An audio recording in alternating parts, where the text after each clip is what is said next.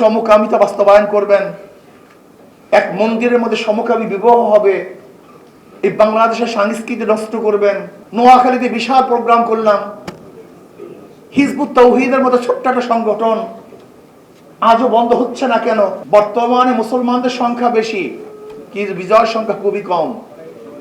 আপনি কিন্তু একদিনও চিন্তা করেছেন গোড়ার দিকে মুসলমানদের সংখ্যা কম ছিল, বিজয় বেশি ছিল। আজকে মুসলমানদের সংখ্যা অনেক বেশি কিন্তু বিজয় নাই কেন? আমরা অনেকেই চিন্তা করি নাই। ইসলাম গোটা দুনিয়ার মধ্যে শুধু অস্ত্রের মাধ্যমে প্রসারিত হয় নাই, গোটা দুনিয়ার মধ্যে ঈমান ও তাকওয়ার ভিত্তিতে ইসলাম গোটা দুনিয়ার মধ্যে ছড়িয়ে পড়েছে। বাংলাদেশে হাজারো ফিতনা আছে, এই ফিতনার মোকাবেলা আপনাকে আমাকে করতে হবে। কিন্তু আমি যদি ফিতনার মধ্যে লিপ্ত থাকি, আমি ফিতনার মোকাবেলা করতে পারবো না। কাবুরা মাকতান ইনদাল্লাহি আন তাকুলু মা লা তাফআলুন। আমাদের কথা মানুষ কেন গ্রহণ করছে না? একদিনও চিন্তা করেছেন? নোয়াখালীতে বিশাল প্রোগ্রাম করলাম, হিজবুত তাওহীদের মতো ছোট্ট একটা সংগঠন আজও বন্ধ হচ্ছে না কেন? সরকার উদ্যোগ গ্রহণ করছে না কেন? একদিনও চিন্তা করেছেন? তাকওয়া অর্জন করেন। বড় বড় হুঙ্কার দিলে, আওয়াজ দিলেই আমাদের কথার আসর হবে না, কিন্তু অন্তর থেকে আল্লাহর ভয়ের সাথে, ইখলাসের সাথে যদি আমরা কথা বলি সেটা আসর হবে।